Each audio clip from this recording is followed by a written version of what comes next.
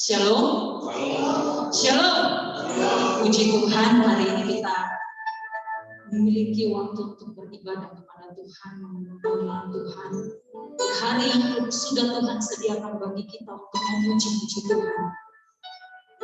Mari kita mengambil waktu teduh di hadapan Tuhan. Kita siapkan hati dan pikiran kita untuk menikmati anugerah Tuhan dalam ibadah.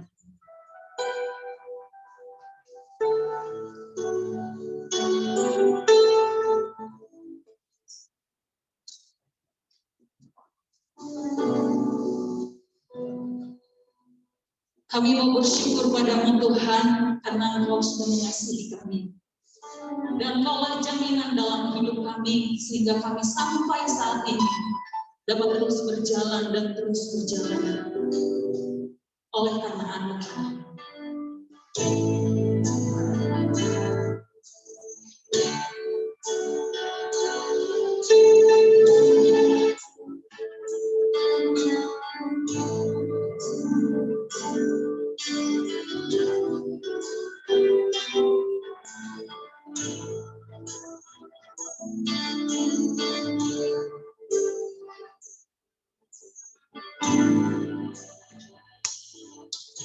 Lebih dari yang telah Tuhan, lebih dari yang telah Tuhan, semuanya Engkau sediakan dalam hidupku.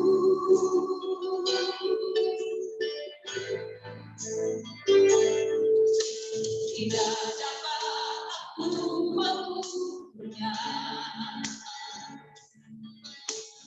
tak dapat aku menghitungnya. Kebesaran kasih-Mu yang Tuhan yang tak berimbang.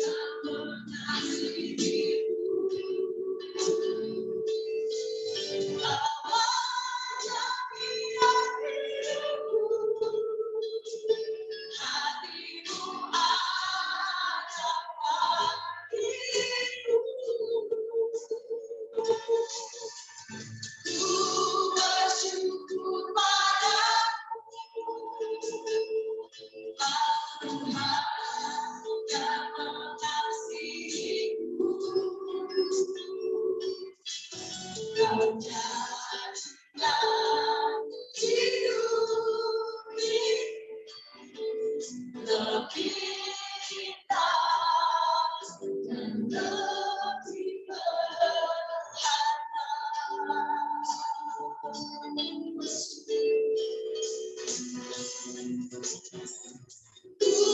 bersyukur padamu, Kau Tuhan yang mengasihiku. Kau ajari hatiku adalah diriku. Ku bersyukur padamu, Kau Tuhan yang mengasihiku.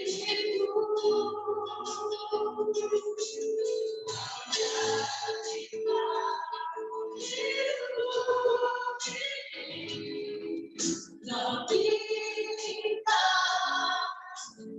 dan lebih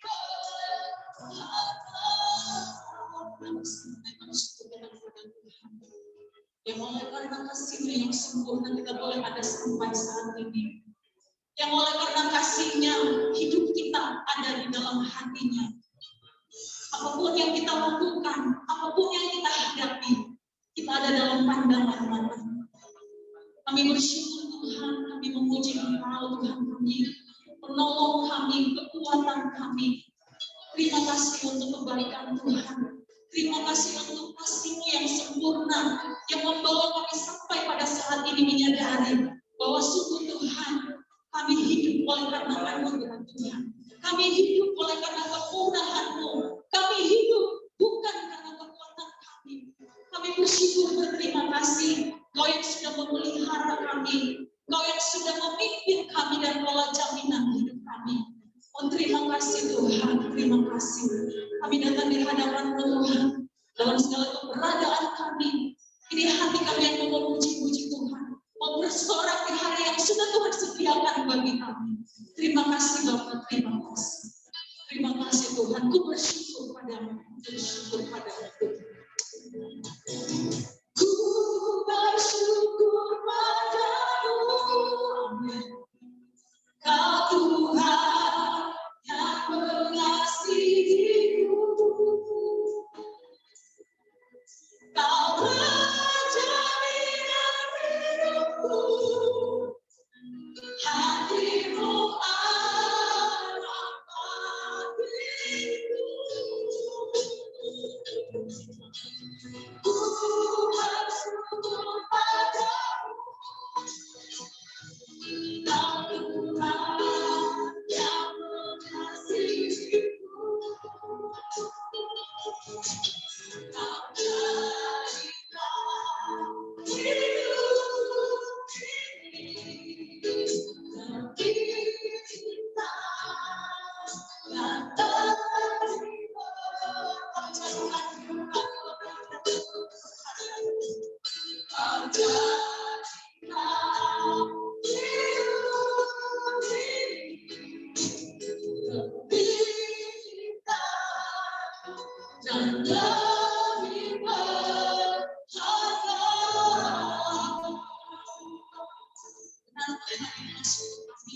Kami mau bersukacita memuji-muji Tuhan. Layakan kami lebih dalam lagi menikmati anugerah Tuhan dalam ibadah ini.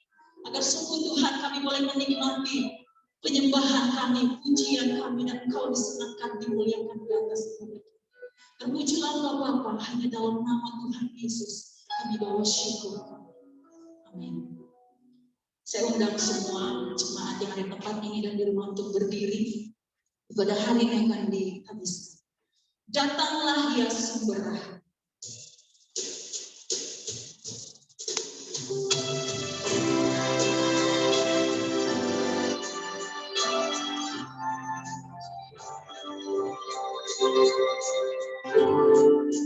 Datanglah ya sumber rahmat, selaraskan hatimu, menyanyikan kasih selamat yang tak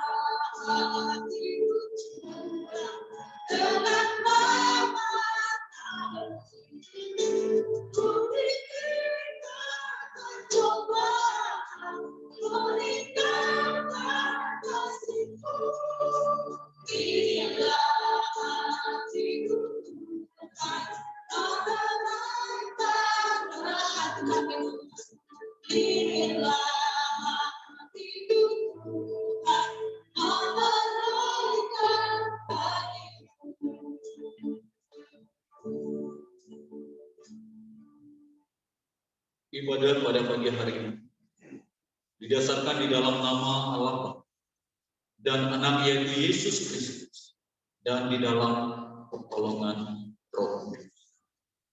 Kasih karunia, rahmat dan damai sejahtera dari Allah Bapa dan Yesus Kristus Tuhan kita menyertai engkau.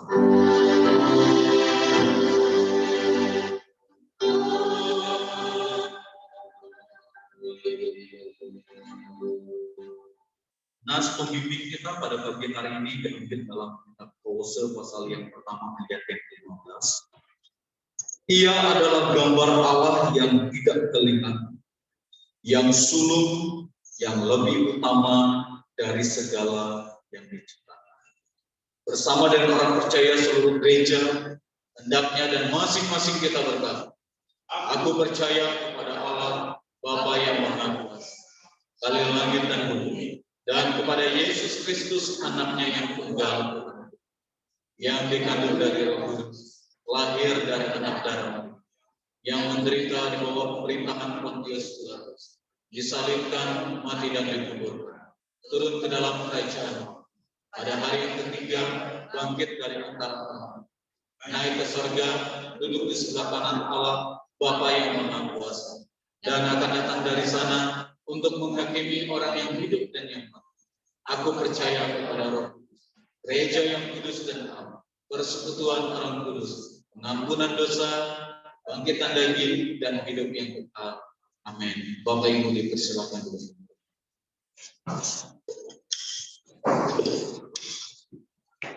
Selanjutnya kita akan mendengarkan warta dan dilanjutkan dengan doa syafaat. Pada yang bertugas silakan.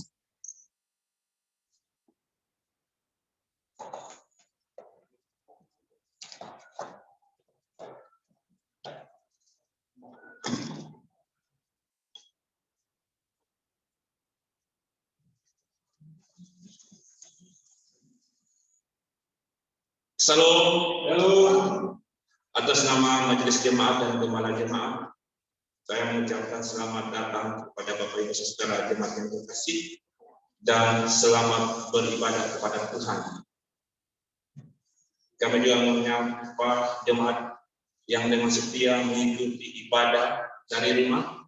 Selamat hari Minggu, selamat beribadah kepada Tuhan kita Yesus Kristus. Ibadah kita hari ini tanggal 14 Februari 2021, firman Tuhan akan disampaikan oleh hambanya, Bapak Pendeta Herman Hadi Basri, diturgos oleh Vikaris Laskeri. Dan untuk ibadah kita minggu depan, ibadah tanggal 21 Februari, firman Tuhan disampaikan oleh hambanya, oleh Evangelis Robert Silas, diturgos Ibu Juli Bawoto. Dan kepada saudara yang lain yang telah dipercayakan untuk mengambil bagian dalam pelayanan minggu depan, hanya boleh menyiapkan diri dalam pelayanan yang telah dipercayakan Tuhan bagi saudara sekalian.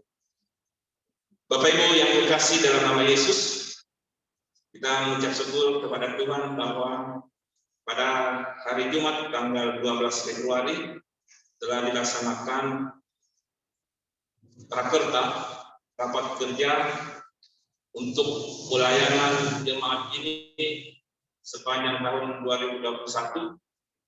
Oleh karena itu, atas nama Majelis Jemaat, kami menyampaikan terima kasih kepada seluruh pengurus komisi-komisi, kepada semua pihak yang telah mengambil bagian dalam rapat tersebut, sehingga menghasilkan beberapa hal yang akan nanti kita kerjakan bersama di tahun 2021.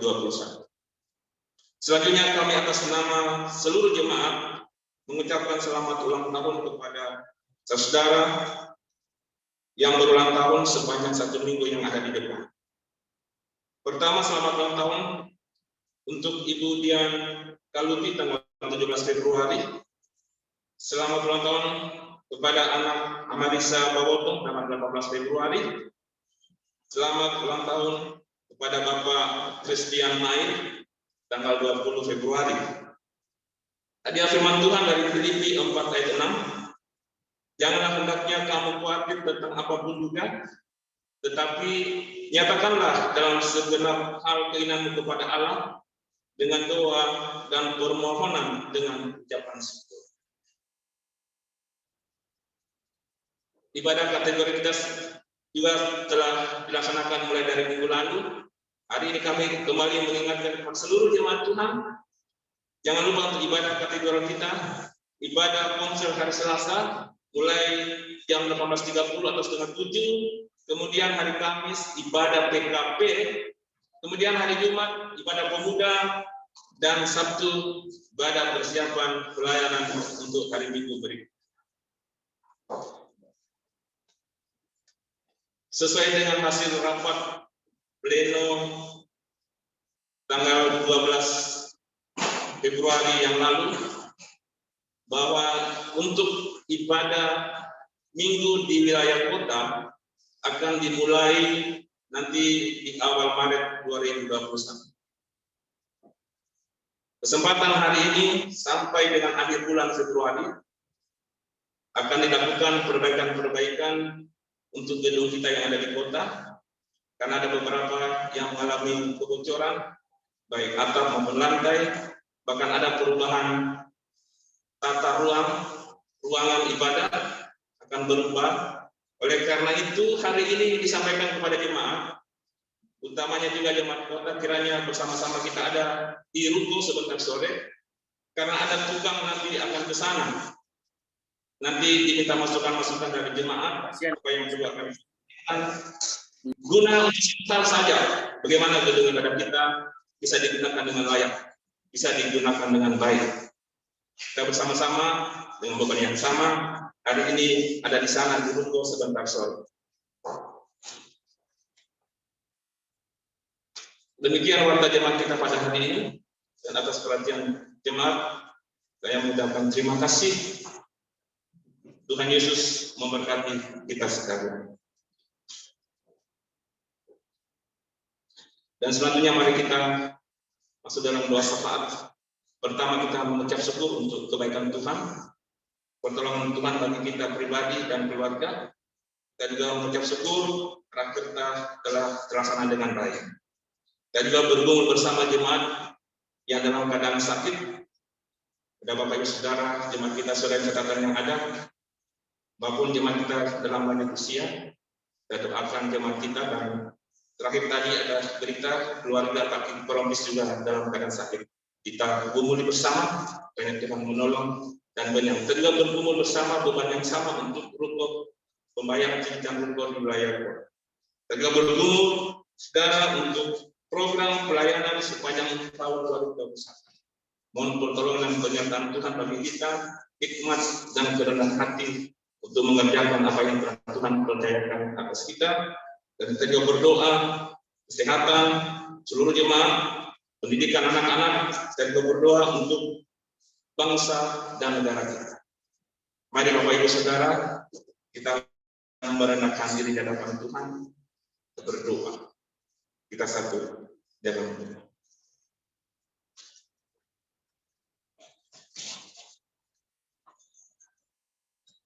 Bapa Sorgawi, di dalam nama Yesus,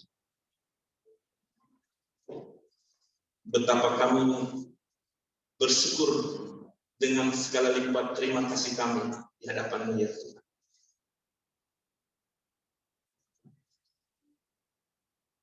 Bahwasanya apa yang telah Tuhan kerjakan di luar apa yang kami pikirkan, di luar dari apa yang kami harapkan, bahkan melebihi dari apa yang kami harapkan, melebihi apa yang kami butuhkan. Kami sungguh percaya semua oleh karena perkenaan, terlebih oleh karena kebaikan hati dan kasih-Mu ya Tuhan bagi kami umat. Di tengah kecemasan oleh karena kondisi dan keadaan yang dihadapi oleh seluruh dunia, bahkan kami di tempat ini, kami mengucap syukur bahwa Tuhan tidak pernah meninggalkan umat. Kami mengucap syukur bahwa Tuhan terus memelihara, bahwa Tuhan terus memimpin. Tuhan pun memimpin kami dalam setiap hari-hari yang Tuhan telah percayakan, yang telah Tuhan karuniakan untuk kami jalani. Di tengah kondisi yang mencekam, di tengah kondisi yang mengkhawatirkan, di tengah situasi yang tidak kami harapkan, kasih Tuhan hadir menopang, kasih Tuhan hadir menolong. Tuhan terus memelihara hidup kami dalam kemurahan hati-Mu, ya Bapa yang baik. Kami mengucap syukur, baik kami secara pribadi, maupun kami keluarga demi keluarga, bahkan kami sebagai jemaat di tempat ini, atas apa yang telah Tuhan kerjakan dan pertolongan Tuhan bagi kami untuk menjalani hidup ini di tengah pandemi Corona yang tidak pernah kunjung habis. Terima kasih Bapa yang baik atas kasih Tuhan yang luar biasa yang terus Tuhan kerjakan bagi kami. Juga bersyukur sebagai satu jemaat bahwa telah dilaksanakan rapat kerja pembahasan program pelayanan tahun 2021. Terima kasih Tuhan atas campur tangan Tuhan. Terima kasih juga para pengurus-pengurus komisi yang telah memaparkan, mempresentasikan, bahkan nanti akan mempertanggungjawabkan semua pelayanan yang telah diprogramkan. Terima kasih Bapak yang baik, setiap campur tangan, dan semua oleh karena anugerah dan kebaikan Tuhan bagi kami. Bapak Surgawi, di dalam nama Yesus,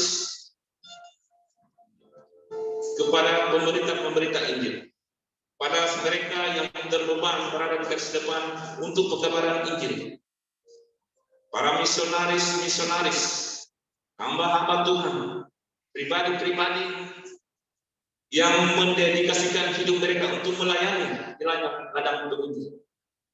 Doa kami kepada Tuhan kiranya Tuhan terus menopang dan memberkati hidup, menolong hamba-hamba Tuhan dalam pekerjaan pemberitaan Injil agar ingin terus berkumandang di seluruh dunia, berkumandang di daerah-daerah perang, di daerah bencana, bahkan di tempat yang aman pun sekali. Tuhan, kami serahkan hamba-hamba-Mu, kami serahkan pelayanan Injil ini, karena tugas yang Tuhan percayakan sungguh luar biasa. Bagaimana semua orang boleh selamat, dan pada akhirnya semua orang akan berteguh tidak dapat mengaku kepada Tuhan dan menuntut selamat manusia. Kami berdoa untuk Bapak David Hengkesa, Bapak Pendeta Sakir, Happy Maradia. Kami berdoa ya Tuhan, kiranya Engkau juga memberkati keluarga Ishak 5, pelayan mereka yang ada di luar negeri. Tuhan menopang dan menguatkan mereka. Kiranya juga Tuhan memberkati sana keluarga mereka. Kiranya juga Tuhan memberkati jemaat yang dalam pelayanan dan pengembalaan mereka, bertumbuh dalam iman yang baik, bertumbuh pengenalan iman yang benar di hadapan Tuhan Yesus Kristus. Terima kasih Bapak yang baik, di dalam nama Tuhan kami serahkan hamba-Hamba. Ya Tuhan kami yang baik, di dalam nama Yesus, pergumulan GMI, pergumulan sinode, untuk melaksanakan sidang sinode 5 tahun sekali, untuk memutuskan bagaimana pelayanan GMI boleh berjalan dengan baik, berjalan dengan efektif. Rapat sinode yang nanti akan dilaksanakan di bulan Maret secara online, Tuhan kiranya memberkati seluruh panitia dalam mempersiapkan semua konsep. Ini pertama kali dilaksanakan secara online, metodenya berbeda. Oleh karena kami mohon campur tangan Tuhan biar semua boleh berjalan dengan baik. Seluruh gereja-gereja lokal boleh mengikuti, bahkan berpartisipasi, berikan kontribusi sehingga pelayanan ke depan semakin lebih baik. Kerajaan Allah semakin diperluas oleh gereja misi Injil Indonesia. Tuhan Yesus yang baik, berkatilah juga jemaat ini dalam pergumulan yang sama dengan beban yang sama untuk membayar cicilan ruko di wilayah harus dikumpulkan setiap bulan 19.600.000 rupiah. Kami mengucap syukur atas campur tangan Tuhan selama 2 tahun 2 bulan boleh terbayarkan tepat pada waktunya dan tidak kurang suatu apapun. Kami mohon campur tangan Tuhan untuk pembayaran di bulan Februari, beberapa hari ke depan akan jatuh tempo. Laporan keuangan dari panitia pembangunan masih mengalami kekurangan dan defisit. Kami mohon campur tangan Tuhan atas jemaat ini. Ingatkan kami sekalian, ini beban bersama kami di hadapan. Kami mengumpulkan rupiah demi rupiah di hadapan Bapa. Ingatkan kami, umat-Mu, ingatkan kami semua. Bahkan kepada mereka telah diadakan proposal atau berita melalui WA. Tuhan, kami tidak tahu bagaimana mengerjakan. Namun Tuhan memiliki cara yang luar biasa, memberkati dan menunjukkan semua. Pada akhirnya, semua boleh terbayarkan cukup, bahkan lebih. Kami memiliki kebesaran apa yang telah Tuhan kerjakan. Bapa yang baik di dalam nama Yesus Kristus, begitu pula dengan jemaat kami di tempat ini. Ada di antara jemaat ini dalam lanjut usia, Tuhan kiranya menopang dan menguatkan hamba-hamba. Kami membawa dalam doa Oma Ode, Oma Bunga, Oma Vina, Oma Ayawaira, Oma Kaluti, Opa Kaluti, Opa Samuel, Ibu Mariana, Oma Niswar, Oma Hadi. Kami serahkan hamba-hamba ke dalam tangan Tuhan. Kuatkan hamba-hamba-Mu dengan usia yang tidak mudah. Tuhan pelihara mereka. Berikanlah damai sejahtera dan sukacita. Bahkan bagaimana Tuhan berkarya. Terus mengandalkan dan menjadi contoh dan teladan yang baik bagi kami generasi yang lebih muda. Ya Bapak Saudara di dalam nama Yesus, karena juga akan jemaat kami yang saat ini dalam kelemahan itu oleh karena sakit. Kami mohon uluran tangan Tuhan, jamaah Tuhan atas semua jemaat. Berkatilah ya Tuhan. Makanan, minuman, obat-obatan dijamah oleh Tuhan menjadi saluran berkat atas jemaat kami yang sakit. Pada akhirnya mereka boleh disembuhkan, dipulihkan oleh karena kasih karunia Tuhan atas amal. Kami juga berdoa untuk keluarga Kiki Korompis, Ibu Uli, Jona, Ebe yang saat ini dalam keadaan sakit batuk, flu dan demam. Tuhan kami serahkan ke dalam tangan Tuhan. Hanya Tuhan menjamah keluarga hamba-Mu dan pada akhirnya mereka boleh dipulihkan dengan sempurna karena kasih Tuhan atas amal. Terima kasih Bapa yang baik di dalam nama Yesus. Kami juga menyerahkan seluruh pelayanan semua komisi-komisi pada tahun 2021. Kami mohon anugerah Tuhan, pimpinan Tuhan atas semua kami jemaat Tuhan untuk melaksanakan semua apa yang telah kami programkan bersama sehingga di dalamnya kami boleh mengerjakan dengan baik di hadapan nama Tuhan dipermuliakan. Bapak Surgawi di dalam nama Yesus Kristus, yang juga akan bangsa dan negara kami. Dengan situasi pandemi ini, kami berdoa dan di hadapan Bapak, terus Tuhan pulihkan bangsa dan negara kami. Berkati pemerintah kami dari pusat sampai ke daerah, Presiden, Wakil Presiden, bersama seluruh jajaran kementerian, bahkan kepala-kepala daerah. Berikan hikmat, marifat, kebijaksanaan dalam menata, mengelola bangsa yang besar ini, untuk mengerjakan sesuatunya demi kebaikan seluruh warga negara Indonesia ini di hadapan. Ya Tuhan kami yang baik, juga menyerahkan Kota Makassar dan sekitar. Pemerintah yang ada di kota ini terus dipelihara. dipimpin oleh Tuhan dengan segala hikmat dan kebijaksanaan untuk menjalankan roda pemerintahan dengan hikmat yang daripada seturut dengan kehendak. Dan pada akhirnya ingatlah kami sekalian umat-Mu dalam kami menjalani hidup kami ke depan. Sesungguhnya kami tidak memiliki sesuatu apapun untuk kami banggakan. Kami tidak memiliki apapun untuk menjadi kesombongan dalam hidup kami. Kami menyadari akan keberadaan kami, bahwa kami hanya debu di hadapan Tuhan. Oleh karena itu ya kami mohon dengan segala hati dan pimpin seluruh umat. Kasihani kami ya Bapa yang baik. Mohon hikmat marifat daripada Tuhan. Pimpin kami Tuhan. Buatlah kami menjadi orang yang bijaksana. Buatlah kami menjadi orang-orang yang berakal budi. Buatlah kami memiliki orang yang memiliki kasih untuk saling mengingatkan, saling menopang, saling mendoakan seperti yang lain. Kuatkan iman percaya kami di hadapan. Kami boleh bertumbuh dalam pengenalan yang iman yang baik kepada Tuhan kami, Yesus Kristus, Juru Selamat kami yang hidup. Ya Tuhan, berkati anak-anak kami dalam pendidikan, sekalipun mereka mengikuti pendidikan secara online dari rumah masing-masing. Tuhan, biarlah kiranya semua boleh berjalan dengan baik. Anak kami boleh mengikuti pendidikan dengan baik dan baiknya mereka boleh mendapatkan pendidikan yang terbaik untuk masa depan. Terima kasih Tuhan, terima kasih. Sekali lagi, berkatilah seluruh mata pencarian dari jemaat. Berkatilah kami sekalian, dan pada akhirnya pun Tuhan memakai kami menjadi berkat dimanapun Tuhan tempatkan. Terima kasih Bapa, terpujilah nama Tuhan. Di dalam nama Tuhan Yesus Kristus yang telah mengajak kami berdoa bersama demikian. Bapa kami dalam surga, dikuduskanlah nama, datanglah kerajaan, jadilah kehendak di bumi seperti itu. Berikanlah kami pada hari ini makanan kami, dan ampunilah kami kesalahan, seperti kami juga mengampuni orang yang salah. Dan janganlah membawa kami dalam pencobaan, tetapi lepaskanlah kami dari kehancuran. Karena Kau yang punya kuasa dan dosa dan kemuliaan sampai selamanya. Amin.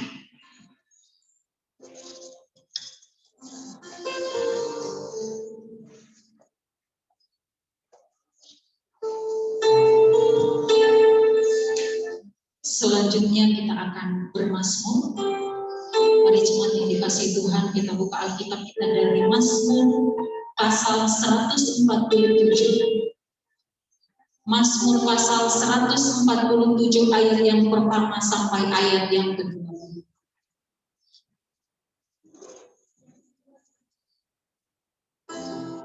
Mazmur pasal 147 ayat pertama sampai ayat yang ke-20.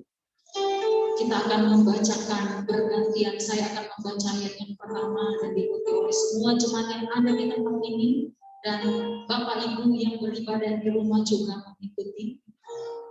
Mari kita berdiri untuk membacakan. Kekuatan dan kemurahan Tuhan. Haleluya, sungguh bermazmur bagi Allah kita itu baik, bahkan indah dan layaklah memuji. Tuhan yang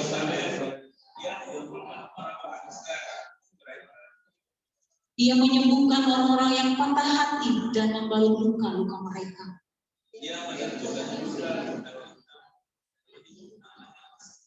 Besarlah Tuhan kita dan berlimpah kekuatan, kebijaksanaan yang tak terhingga.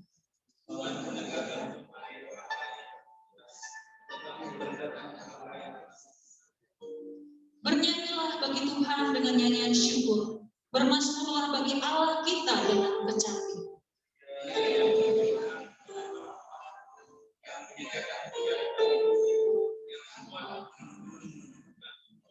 Dia yang memberi makanan kepada hewan, kepada anak-anak burung gagak yang memanggil-manggil.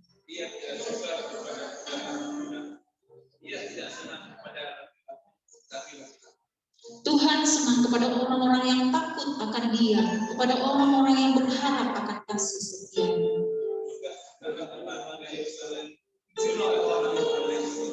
Sebab Dia meneguhkan palang pintu gerbangmu dan memberkati anak-anakmu di antara.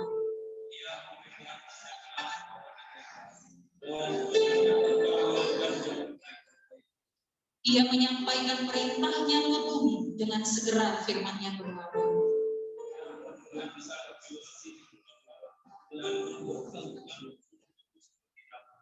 Ia melemparkan air batu seperti pecah-pecahan.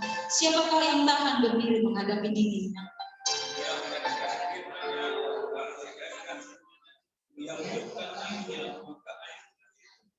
Ia memberitakan firman-Nya kepada Yakub, ketetapan-ketetapannya dan hukum-hukumnya kepada Israel.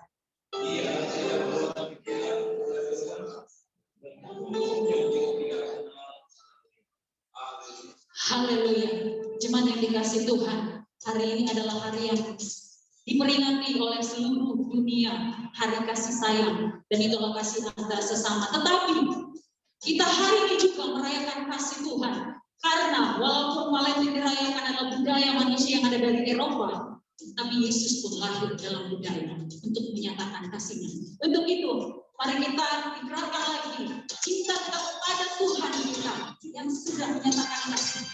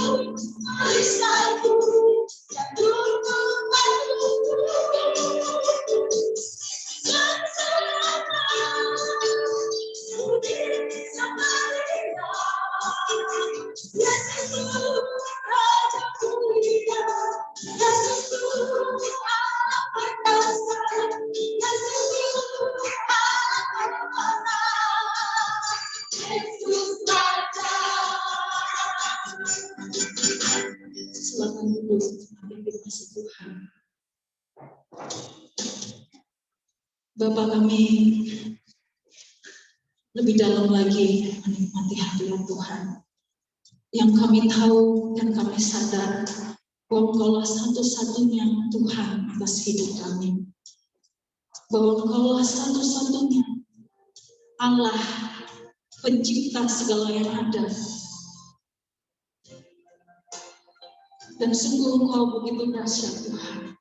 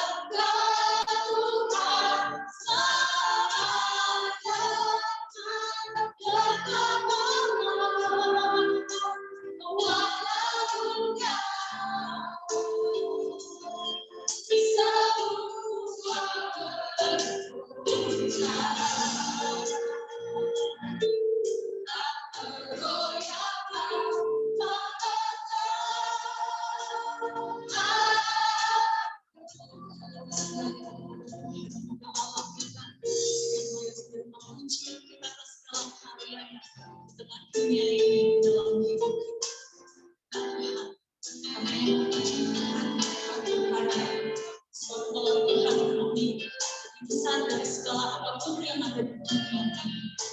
Tuhan, ini kami mengenal segala keberadaan kami, bahkan kelemahan kami. Kami mau puji Tuhan, menyembah Tuhan, Raja atas hidup kami. Apapun yang terjadi dengan dunia ini dalam hidup kami tahu Bapa sama Allah yang lebih kuat dari apapun, yang sanggup melawan kami, yang sanggup mengubahkan keadaan kami, yang sudah menyatakan kasih-Nya lewat kematian-Nya. Terima kasih Tuhan, kami memuji Tuhan. Kami menyembah Tuhan. Yesus.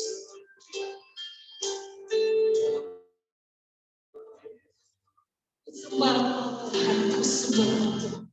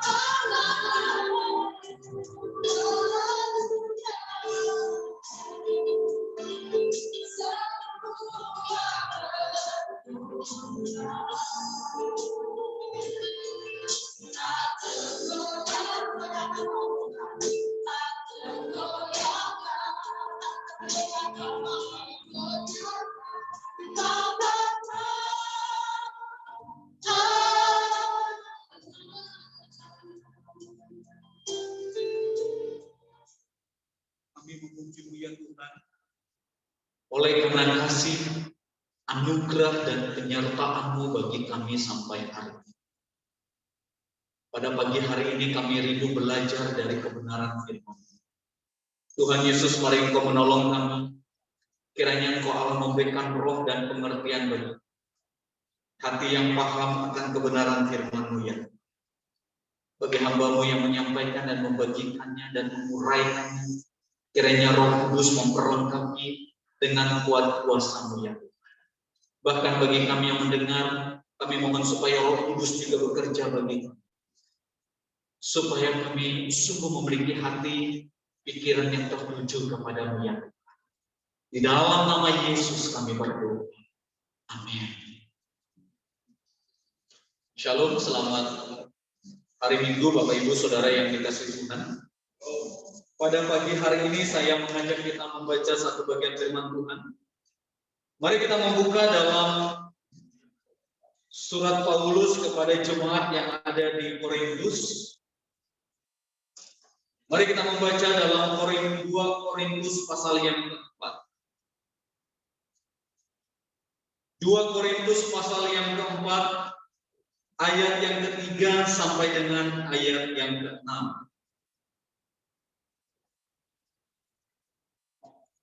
Mari kita menyimak Alkitab kita masing-masing dalam 2 Korintus pasal yang keempat ayat 3 sampai dengan 6. Jika Injil yang kami beritakan masih tertutup juga, maka ia tertutup untuk mereka yang akan binasa, yaitu orang-orang yang tidak percaya, yang pikirannya telah dibutakan oleh ilah zaman ini, sehingga mereka tidak melihat cahaya Injil tentang kemuliaan Kristus yang adalah gambar Allah. Sebab bukan diri kami yang kami beritakan, tetapi Yesus Kristus sebagai Tuhan, dan diri kami sebagai hamba-Mu. Karena kehendak Yesus. Sebab Allah yang telah berfirman, dari dalam gelap akan terbit terang. Ia juga yang akan membuat terangnya bercahaya di dalam hati kita, supaya kita beroleh terang dari pengetahuan tentang kemuliaan Allah yang nampak pada wajah Kristus. Demikian jauh pembacaan firman Tuhan hari ini. Bapak Ibu Saudara yang dikasihi oleh Tuhan, pada hari ini saya mengajak kita bersama belajar di bawah satu tema, Yesus Kristus adalah gambar Allah. berdasarkan dari tema yang akan kita renungkan tentang Yesus Kristus adalah gambar Allah, maka bersama kita melihat di ayat yang keempat, bagian yang ke B dikatakan di sana tentang kemuliaan Kristus yang adalah gambar Allah. Dalam teks yang kita baca, kata gambar itu dalam pengertian yang menggunakan istilah di sini adalah icon. Istilah gambar yang digunakan Paulus dalam Korintus sedikit berbeda dengan istilah gambar yang digunakan Paulus di dalam kitab Filipi. Tetapi kitab Korintus itu mirip atau sama kata yang digunakan juga dengan kitab Kolose berdasarkan nas pembimbing tadi, ia adalah gambar Allah. Maka kata gambar di sini dia menggunakan istilah atau pengertian yang menggunakan kata icon yang memiliki pengertian adalah bentuk, rupa, dan patung.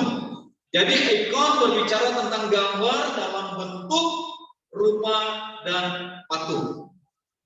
Berbicara tentang rupa, maka istilah dalam Yunani dia menggunakan dua pengertian. Dia menggunakan morphe dan menggunakan skema. Morphe adalah keberadaan yang ada di dalam dirinya sejak di dalam kekekalan itu sendiri. Sementara skema, keberadaan di dalam dirinya yang dapat berubah, tetapi esensinya tidak berubah. Keberadaan dirinya bisa berubah, tapi esensinya tidak berubah. Oleh karena itu, maka Yesus seringkali dikatakan juga dalam bentuk morphe dan skema dalam rupa. Oleh karena apa? Yesus lahir dari masa kanak-kanak, bertumbuh menjadi remaja dan dewasa, sehingga dicatat usianya sampai dengan 33,5 tahun. Akan tetapi keberadaan ilahinya tidak pernah berubah di dalam diri. Bentuk fisiknya bisa berubah. Begitu juga kita sekarang ini. Kita sekarang adalah seringkali digambarkan dengan skema. Dulu waktu kita masih kecil, pasti fisik kita berbeda. Ketika kita sudah usia remaja, face kita mulai juga berbeda. Tapi setelah kita menjadi dewasa, face kita juga pasti berbeda. Terjadi perubahan di dalamnya. Tapi keberadaan diri kita tetap tidak berubah. Keberadaan diri kita tetap tidak mengalami perubahan. Nama kita tetap, status kita tetap, identitas kita tetap. Tidak pernah berubah. Kecuali kalau kita sendiri yang telah mengubahnya. Nah, kalau mengubah identitas pun harus melewati pengadilan. Tidak terjadi secara spontanitas. Oleh karena itu, maka kita belajar dari bagian firman Tuhan ini. Ketika Yesus mengatakan, atau teks ini Paulus katakan, Yesus Kristus adalah gambar Allah. Maka gambar yang menggunakan kata icon secara pengertian umum, kita pasti mengenal istilah icon itu sama dengan simbol atau lambang yang menunjukkan pada ciri khas. Apa yang menjadi ciri khas? Nah, itu tidak bisa orang lain mengambil ciri khasnya. Ciri khasnya hanya berlaku untuk dirinya sendiri. Sekalipun contoh Kota Makassar, apa sih ikon Kota Makassar? Pasti ikon Kota Makassar adalah Pantai Losari. Sekalipun di Ambon juga ada pantai, tapi bukan Pantai Losari yang ada di Makassar, pasti berbeda. Ataupun di tempat lain ada juga pantai, tapi juga pasti berbeda dengan Pantai Losari. Nah, Pantai Losari menjadi ikonnya untuk Makassar. Sehingga ketika berbicara tentang Pantai Losari, kepala kita langsung, oh, Makassar. Pasti di sana ada pisang pe-nya di sana, ada ininya di sana, ada ininya, dan jualan di pinggirnya dan segalanya. Nah, ini menjadi satu ciri khas yang menunjukkan kepada nilai identitas dari keberadaan itu sendiri. Oleh karena itu, ketika Paulus menggunakan bahwa Yesus Kristus ikon dari Allah itu sendiri, yang memperlihatkan bahwa Yesus menjadi satu lambang, simbol, atau ciri khas keberadaan dari Allah itu sendiri. Maka dikatakan menggunakan kata icon di sini, itu kata ini juga digunakan dalam Kejadian pasal 1 ayat 27. Ketika Kejadian 1 ayat 27, di sana dikatakan bahwa mari baiklah kita menciptakan manusia itu menurut gambar dan rupa. Sehingga saya memahami icon ini adalah bentuk simbol fisik yang dapat dilihat dan juga dapat disentuh keberadaannya itu sendiri. Karena ini berlaku untuk umum, maka simbol itu orang ketahui secara umum. Oleh karena itulah maka Yesus dalam rupa manusia, dia ada di tengah dunia, memperlihatkan keberadaan Allah secara utuh di dalam dirinya itu sendiri. Oleh karena itu maka kita melihat di sana adalah di saat Paulus menggunakan bahwa Yesus Kristus adalah gambar Allah untuk menunjukkan kepada keberadaan Yesus itu sama dengan keberadaan Allah. Keberadaan yang mana? Keberadaan keesaannya, keberadaan keilahiannya, keberadaan dalam otoritasnya. Itu keberadaan yang sama. Karena dia memiliki kata keberadaan Yesus yang dalam icon adalah keberadaan ilahi yang melekat di dalam dirinya itu sendiri. Sehingga di dalam Yohanes pasal 14 ayat 9 dikatakan di sana, siapa yang melihat Kristus, dia telah melihat Bapa yang mengutus. Sehingga ketika Paulus menggunakan kata ikon menunjukkan bahwa Yesus adalah simbol atau keberadaan atau ciri khas dari Allah Bapa itu sendiri, yang mengungkapkan dan memperlihatkan bahwa sesungguhnya Allah Bapa itu telah ada di tengah-tengah dunia, yang diwujud nyatakan dalam pribadi Yesus Kristus itu sendiri. Sehingga gambar dan rupa Allah di dalam Yesus Kristus lebih nanti banyak berbicara tentang fungsi keberadaannya itu sendiri. Sehingga dengan demikian bahwa Yesus Allah menyelamatkan manusia melalui pribadi Kristus yang memperlihatkan dirinya kepada manusia itu sendiri. Sehingga kesimpulan yang saya dapat ambil adalah Yesus Kristus adalah gambar Allah yang berbicara tentang keberadaan Yesus dan Allah adalah keberadaan yang sama. Yesus sehakikat sama keberadaannya dengan Allah, di mana keilahiannya, di mana otoritasnya, dan di mana kuasanya melekat di dalam dirinya itu sendiri. Tidak berkurang dan tidak terhilang adanya. Oleh karena itulah maka kehadiran Yesus yang diberitakan oleh Paulus memperlihatkan bahwa Allah telah datang ke dalam dunia ini dalam rupa Yesus Kristus yang telah disalibkan oleh orang-orang Yahudi sendiri. Akan tetapi ada persoalan di sana. Apa persoalan di sana? Ketika kita membaca dalam teks ini, ada orang-orang yang mengalami keberatan atau ada orang-orang yang tidak bisa menerima keberadaan Yesus adalah gambar Allah. Maka di dalam bagian ini juga Paulus memperlihatkan apa yang menjadi permasalahannya, apa yang menjadi penyebab orang sulit menerima Yesus adalah gambar Allah. Dari bagian firman Tuhan ini kita mau melihat ayat yang keempat dikatakan dari ayat yang ketiga. Jika Injil yang kami beritakan masih tertutup juga, maka ia tertutup untuk mereka yang akan binasa, yaitu orang-orang yang tidak percaya. Pikirannya telah dibutakan oleh ilah zaman ini. Nah, kita mau melihat adalah permasalahannya adalah kenapa orang sulit menerima atau orang tidak dapat menerima Yesus Kristus adalah gambar Allah, oleh karena mereka telah dibutakan oleh ilah zaman ini. Nah, istilah ilah zaman ini dalam bagian firman Tuhan yang disampaikan oleh Paulus dikatakan merujuk kepada perbuatan iblis yang berupaya, yang selalu dengan caranya menjauhkan setiap orang dari pengetahuan akan Kristus. Sehingga di sini dikatakan bahwa iblis membutakan pikiran mereka, iblis membutakan hati mereka, iblis membutakan pengetahuan mereka, sehingga pengetahuan mereka tidak terarah kepada Kristus, pikiran mereka tidak terarah kepada Kristus, pengetahuan tidak terarah kepada Kristus. Oleh karena apa? Oleh karena telah dibutakan oleh ilah zaman ini. Meskipun di dalam perkembangan teologi selalu ada yang kita kenal dengan masa pencerahan, di mana manusia lebih mengandalkan rasio pikirannya dan tidak mau tunduk kepada otoritas Allah. Itu sah-sah saja dalam abad yang ke-15. Akan tetapi kalau kita merunut ke belakang, sebenarnya sebelum jauh dari abad yang ke-15, iblis sejak semula telah berupaya untuk membutakan pikiran manusia. Iblis telah berupaya membutakan pengetahuan manusia. Iblis membutakan hati mereka untuk mau mendengarkan Tuhan. Peristiwa di Taman Eden memperlihatkan bagaimana iblis mengambil peran di situ.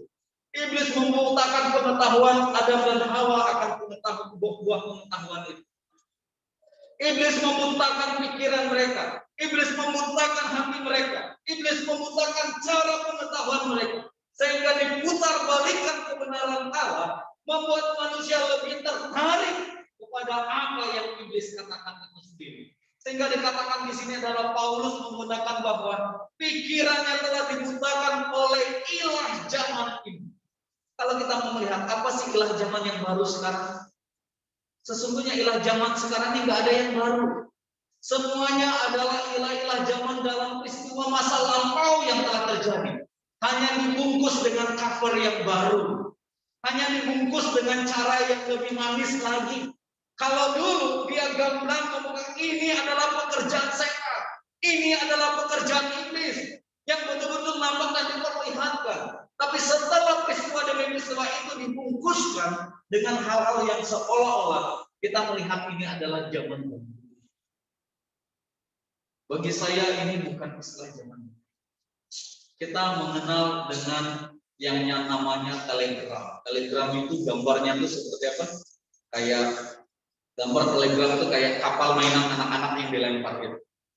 Kalau kita merujuk ke belakang, kira-kira ada nggak peristiwa itu aja? Kapan? Zamannya Nuh, ketika air bah, maka Nuh mengeluarkan apa? Burung gagak dilepaskan. Dan itu nggak kembali. Begitu juga telegram kita, kadang kita kirim, ada yang respon dan ada yang tidak. Tetapi ketika kita kirim telegram juga ada yang kembali juga. Burung merpati memberikan kesan, oh orang di sana respon dengan bisa. Nah sebenarnya ini peristiwa bukan peristiwa yang baru. Hanya modelnya, cara kerjanya dikemas dengan begitu menarik. Begitu juga kalau kita mau melihat bahwa peristiwa tentang ilah zaman itu telah bekerja begitu luar biasa. Apa yang kurang dengan Hawa dan Adam di Taman Eden? Semuanya telah tersedia. Semuanya ada. Tetapi apa yang kurang dengan diri mereka? Yang kurang dengan diri mereka adalah ketidakpuasan dan seolah-olah berdiri dalam pihak pembela untuk kalah. Sekarang kita lihat ilah zaman sekarang apa yang terjadi? Ada banyak orang berdiri atas nama agama untuk membela jalan Allah. Seolah dia katakan bahwa kami berdiri atas nama agama untuk membela Allah. Kalau dengan demikian, layakkah manusia yang berdosa ini membela Allah? Layakkah manusia yang rusak ini membela Allah? Apakah memang Allah itu harus dibela? Apakah memang agama harus membela Allah? Saya rasa pasti tidak. Karena Alkitab katakan bahwa manusia yang telah rusak untuk pembelaan Tuhan. Bukan manusia yang rusak untuk membela Tuhan, tapi manusia yang rusak untuk keadilan dari Allah itu sendiri. Oleh karena itulah maka ilah zaman telah membutakan kita. Ilah zaman telah menguasai kita. Dan itulah yang membuat kita akhirnya apa? Tidak lagi tertarik kepada Tuhan. Ilah zaman telah menggeserkan kita dari segalanya, membuat kita tidak nyaman adanya. Ilah zaman sekarang telah menjauhkan kita dari pengetahuan yang benar akan Allah, sehingga kita berpikir bahwa seperti seorang teolog Jerman, kita katakan Allah tidak ada. Kalau Allah ada, dia akan memperlihatkan dirinya kepada kita. Bukankah segala perbuatan ini adalah perbuatan Allah yang terjadi di dalam hidup? Oleh karena itu, disinilah kita melihat bahwa ternyata iblis bekerja begitu luar biasa, membutakan hati pikiran kita, membutakan pengetahuan kita, sehingga membuat kita tidak tertarik kepada Injil dan tidak paham. Alkitab katakan di sana adalah hal ini terjadi dengan bangsa Yahudi.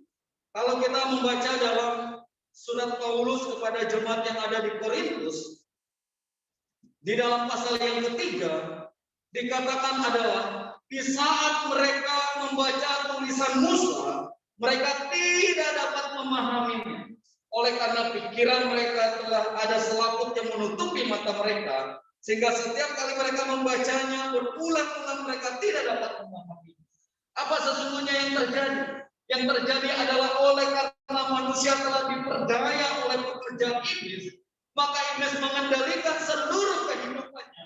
Karena iblis mengendalikan seluruh kehidupan manusia, membuat kita tidak lagi tertarik kepada yang namanya karya dan perbuatan. Sehingga di saat berbicara tentang Yesus Kristus adalah gambar Allah, tidak masuk dalam pengetahuan kita, tidak masuk dalam hati kita, tidak masuk dalam pikiran kita.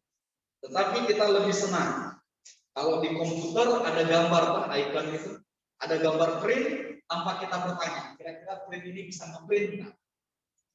Yang penting kita sudah connect-kan nomor kayak kode print dengan komputer kita. Kita langsung tekan aja printernya, gambar printer itu langsung keluar. Nggak pernah kita bertanya, betul print atau tidak ini, betul print atau tidak ini, betul print atau tidak ini, atau kita berdoa dulu, Tuhan apakah ini betul print atau tidak.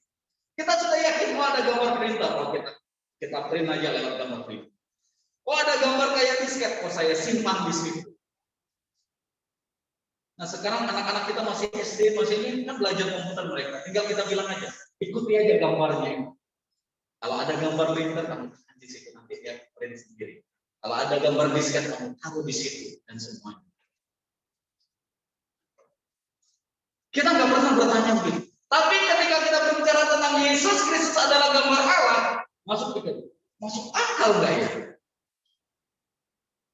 Yesus Kristus gambar Allah masuk akal nggak?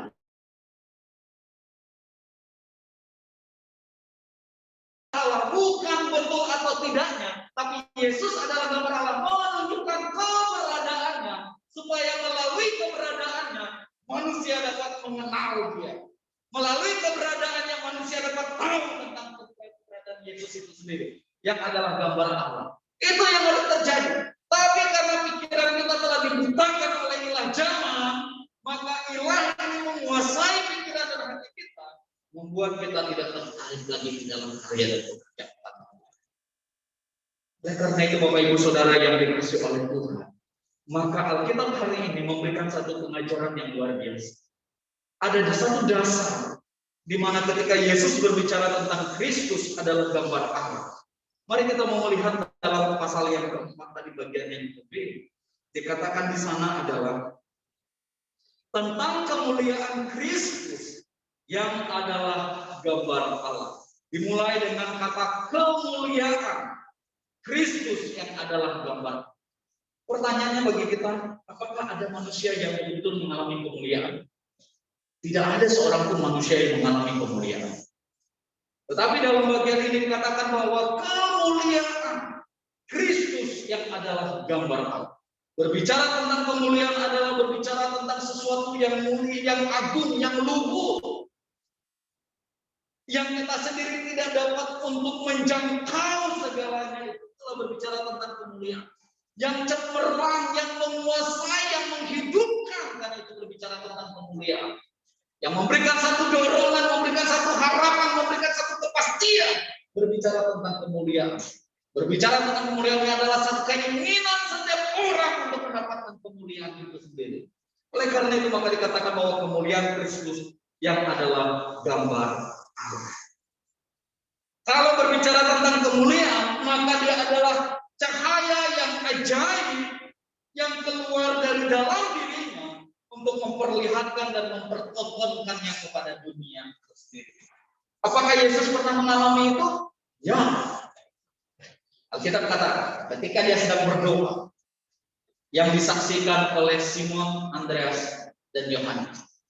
Maka mereka melihat wajah Yesus penuh dengan kemuliaan. Dan mereka melihat seperti ada Imam Eli dan Musa berdiri bersama dengannya. Dan apa yang dikatakan orang yang mengalami kemuliaan Tuhan tidak ingin bergeser dari tempat. Maka Petrus katakan, Tuhan, mari kita di sini mendirikan bait Allah. Satu untuk engkau, satu untuk Elia, dan satu untuk Musa. Tujuannya apa? Tujuan supaya para murid tidak lagi turun-turun kemana-mana, tetap ada di situ. Berarti menandakan ada kemuliaan tempat yang menyenangkan sekali. Dan Kristus telah memperlihatkan kemuliaannya itu sendiri. Oleh karena itulah maka dari bagian firman Tuhan ini kita mau belajar. Yesus Kristus adalah gambar Allah sebagaimana Paulus katakan.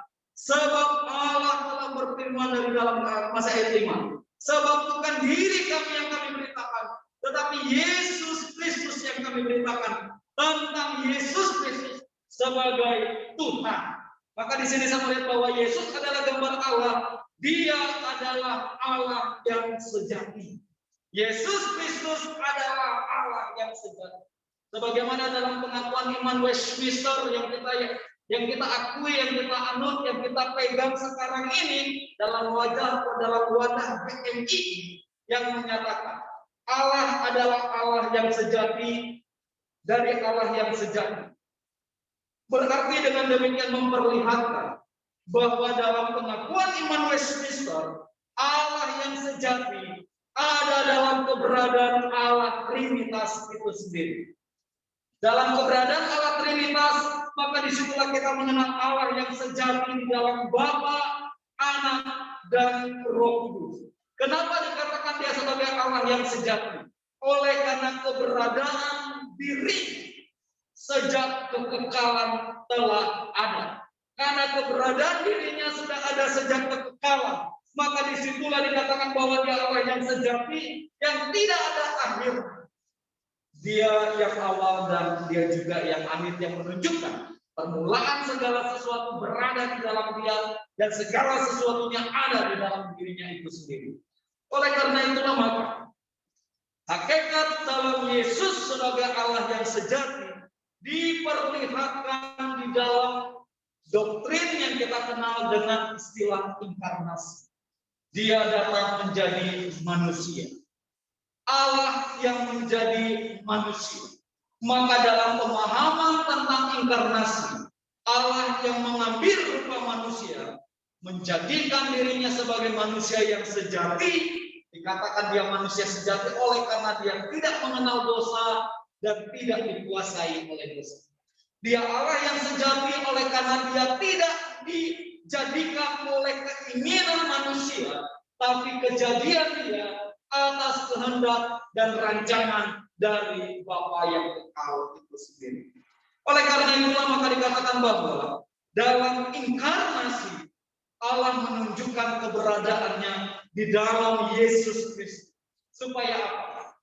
Karena Allah yang kekal, Allah yang besar, Allah yang agung, sangat terbatas manusia untuk mengenal dia, sangat terbatas manusia untuk menyentuhnya, sangat terbatas manusia untuk tahu tentang keberadaannya.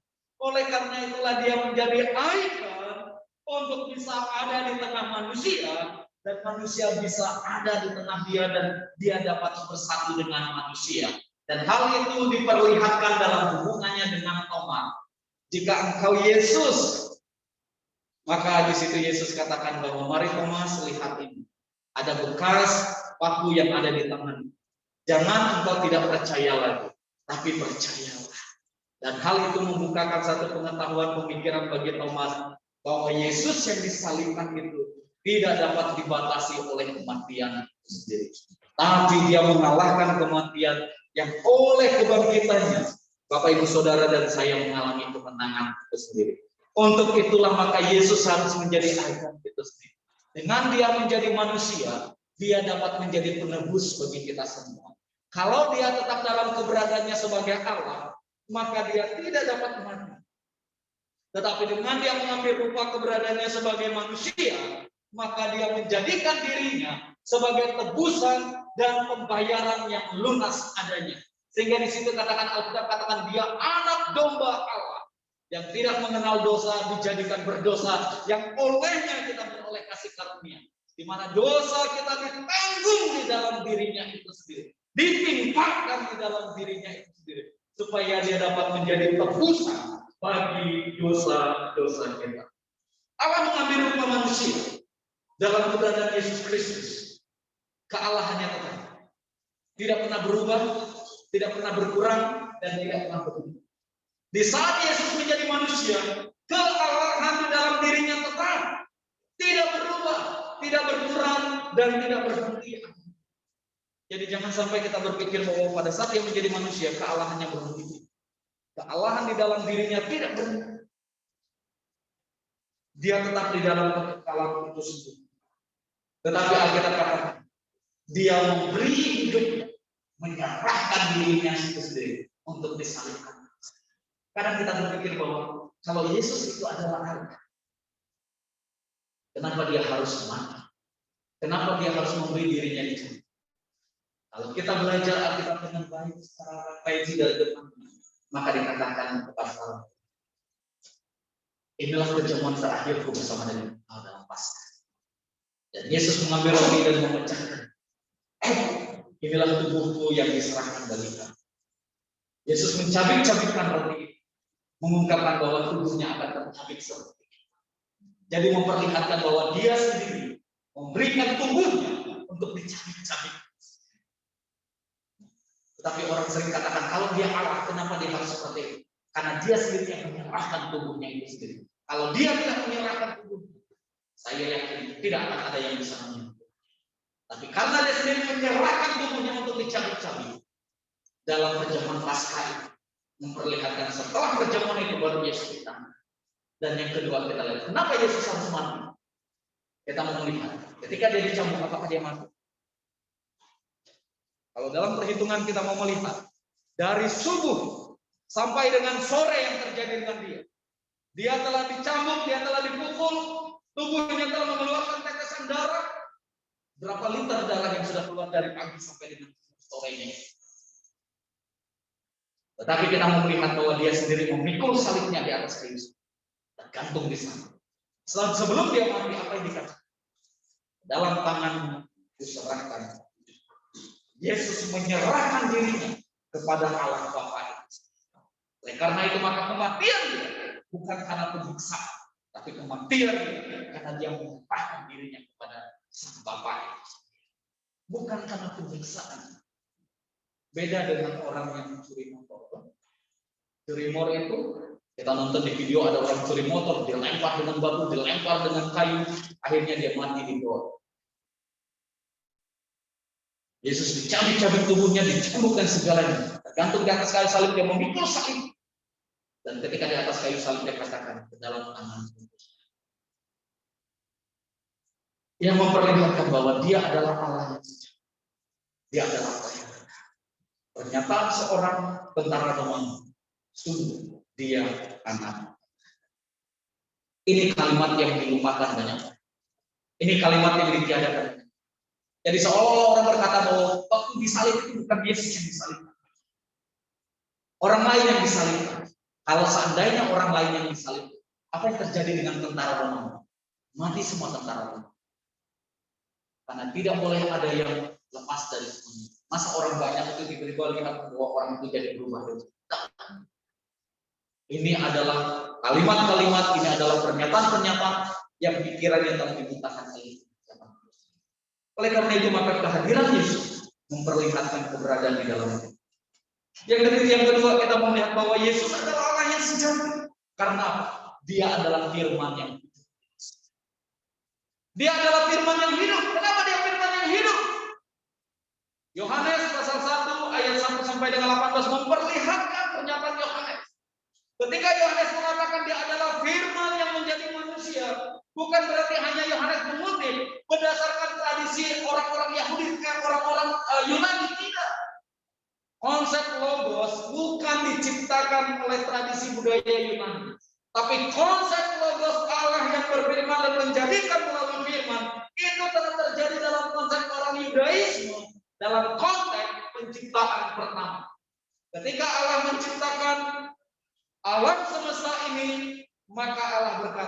Berfirmanlah Tuhan, jadilah cakrawala. Berfirmanlah Tuhan, jadilah langit dan bumi. Berfirmanlah Tuhan, jadilah benda-benda penerang yang atas. Oleh perkataan dan oleh firman, segalanya jadi. Supaya firman itu dapat dilihat dan disaksikan oleh banyak orang, maka firman mengambil wujud, ambil pribadi, mengambil rupa sebagai manusia. Jadi Allah bukan mau menjadikan kita, tapi Allah mau menjadikan manusia. Maka dikatakan bahwa Allah mengambil rupa menjadi manusia. Firman yang menjadi daging, firman yang mengambil syarat itu sendiri, yang dalam wujud manusia ada di tengah-tengah manusia itu sendiri. Dan kita mau melihat apa yang dikatakan oleh Yesus, segalanya jadi. Air berubah menjadi anggur, terjadi. Orang mati dibangkitkan, terjadi berdasarkan perkataan. Itulah karya dan perbuatan Allah yang begitu besar di dalam pribadi Yesus Kristus. Maka bagian firman Tuhan ini, Paulus memperlihatkan dari dalam gelap akan terbit terang, yang memperlihatkan, yang bisa membawa terang hanya Yesus Kristus itu sendiri. Yesaya pasal 9 ayat 1 dikatakan, bangsa yang berjalan di dalam kegelapan telah melihat terangnya. Yesus menjadi terang yang ajaib, yang oleh terang itu pikiran manusia dibukakan. Karena itulah maka dikatakan bahwa berfirmanlah, firman yang menjadi manusia, yang memperlihatkan dia bersifat kekal. Dia ada dalam kekekalan. Dia yang dapat menghidupkan dan dia yang dapat memberikan harapan. Oleh karena itu dari bagian firman Tuhan ini kita Allah yang sejati dapat kita kenal di dalam Yesus. Karena keberadaan Allah hanya dapat dipahami dan diketahui di dalam Yesus. Karena keberadaan Allah di dalam Yesus tidak pernah berubah, tidak pernah terbagi, tidak pernah berkurang, dan tidak pernah tercampur. Tapi dia adalah Allah dalam kekekalan yang ajaib dan luar biasa. Tuhan memberkati. Kami sangat bersyukur kepada Dia Tuhan untuk kebenaran dan firman yang sudah mengingatkan kami, mendidik dan mengajar. Oleh karena itu Bapa, bangunlah kami, tuntun dan tolonglah kami, agar kami semakin memuliakan Tuhan dan hidup dalam pengenalan yang benar akan Yesus Kristus. Terpujilah Engkau Bapa, dalam nama Yesus kami berdoa. Amin.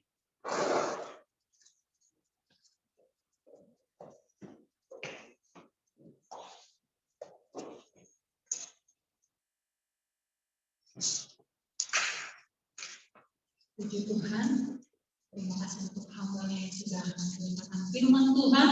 Selanjutnya kita akan memberikan persembahan seperti biasa kita lakukan ke depan, sementara Bapak Ibu yang beribadah di rumah dapat mengumpulkan di rumah masing-masing dan nanti akan diserahkan secara langsung kepada Tuhan. Sebelum memberikan persembahan, mari kita berdoa. Bapa kami ada dalam surga, kami sungguh bersyukur karena kami tahu dan percaya Engkau yang sudah menjamin hidup kami. Engkau yang sudah dan akan terus memelihara kami. Dan kami bersyukur Tuhan untuk berkat-berkat yang sudah kami terima sampai saat ini, untuk kesehatan, untuk secara materi, untuk pekerjaan dan pelayanan. Terima kasih Tuhan untuk anugerah-Mu. Kami mau berikan persembahan kami di hadapan-Mu. Kiranya boleh berkenan dan dapat dipakai untuk pekerjaan Tuhan. Terpuji-pujilah Engkau Bapa, hanya dalam nama Tuhan Yesus Kristus kami bersyukur dan kami berdoa. Amin. Aku diberkati.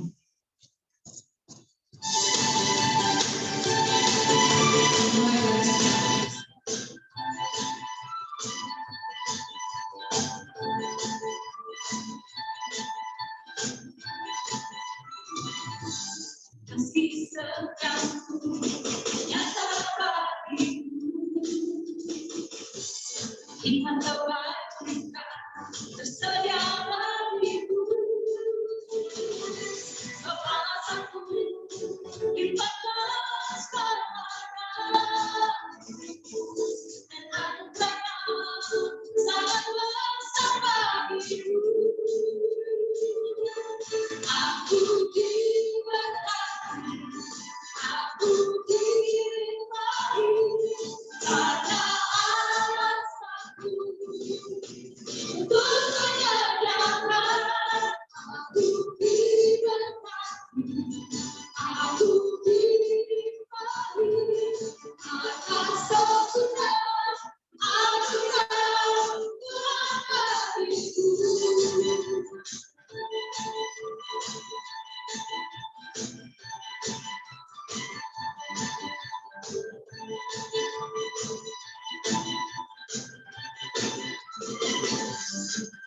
setiamu, nyatakan iman kewajiban setiap bagiku. Kepalaku di dan antaranya sangat bersama ibu. Aku diberkati, aku dinikmati, ada aku untuk kegerangan. Aku diberkati, aku dinikmati, atas amanah sempurna Tuhan bagiku. Sempurna anugerah Tuhan bagiku. Puji Tuhan, kita akan mengakhiri rangkaian ibadah kita. Saya undang untuk semua berdiri. Inilah hidup kita di dalam tangan Tuhan. Berserah kepada Tuhan dan menyerahkan hidup untuk menjadi bejana Tuhan. Memuliakan Tuhan dalam hidup kita.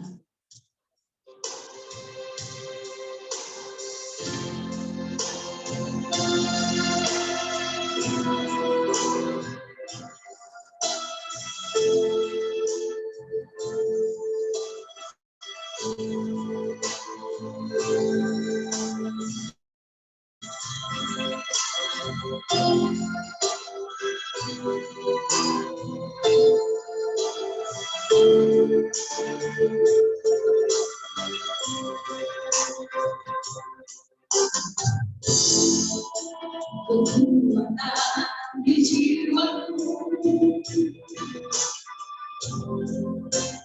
tenangkan hatiku, ajar dalam hadiratmu menyerahkan.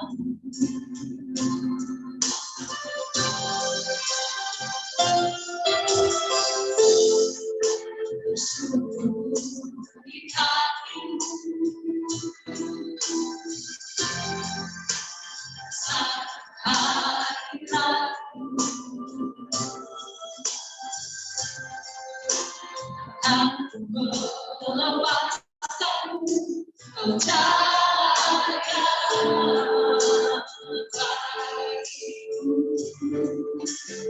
dirimu seumur hidupku. Masuk dalam rencanamu Bapa, pikiranku, kehendakmu, ku serahkan padamu.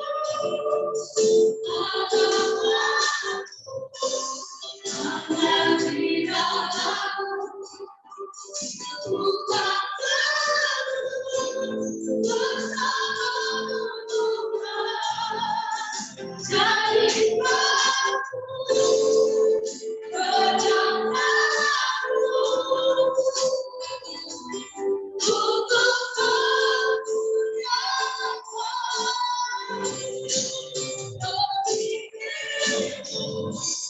seumur hidupku. Masuk dalam rencana Bapa, pikiranku, kehendakmu, ku serahkan wajahku, harapanku ada di dalammu, bukan bersama Tuhan. Jadilah rencanamu untuk kemuliaan.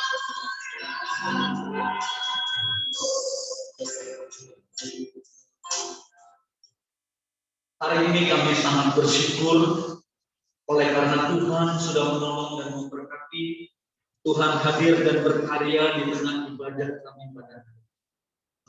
Tuhan Yesus, kiranya Engkau memberkati setiap jemaat-Mu, baik mereka yang ada di tempat ini maupun mereka yang beribadah dari rumah mereka masing-masing.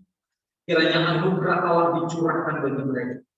Berkati dalam setiap usaha pekerjaan jemaat-Mu ya Tuhan. Berkati setiap pekerjaan tangan mereka dan Tuhan buat berhasil adanya ya Tuhan.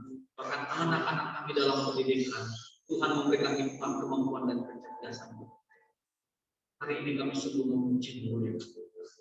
Jemaat yang dikasih, pulanglah dengan penuh sukacita dan terimalah berkat. Tuhan memberkati engkau dan melindungi. Tuhan menyinari engkau dengan wajah-Nya dan memberi engkau kasih karunia. Tuhan menghadapkan wajah-Nya dan memberi damai sejahtera.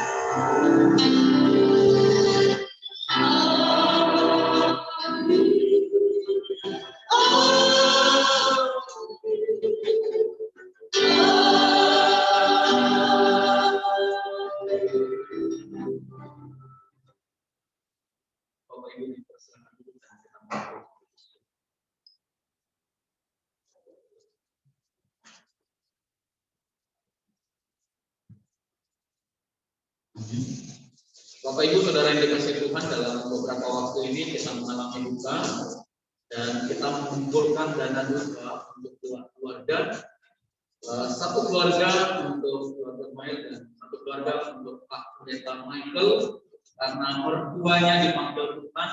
Beberapa waktu kemarin suami istri kembali ke Ambon untuk mengunjungi keluarga yang berduka. Karena itu bagi Bapak Ibu yang berbeban bergerak hati bisa langsung di Ibu Juli Boboto. Dan yang kedua, hari Kamis nanti ada ibadah perdana untuk PKP sekaligus ulang tahun PKP.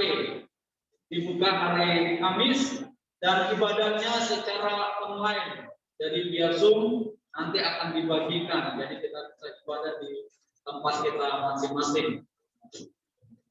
Oh, dan ini terbuka untuk umum, jadi Bapak juga mengambil bagian dalam ibadah PKP. Nanti kita dipilih di Zoom sama-sama dan nikmati berkatnya di rumah masing-masing. Tuhan Yesus memberkati kita. Selamat hari Minggu, Tuhan Yesus.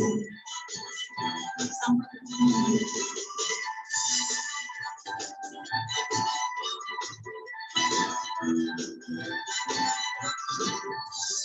Kasih setiamu nyata bagiku, firman kebaikan tersayang bagiku, sebab aku dipakai selana, karena rupanya sangat kuasa bagiku. Aku diberkati, aku dilindungi, karena Allahku untuk menjagaku. Aku diberkati, aku dilindungi, atas pengurahan anugerah Tuhan bagiku.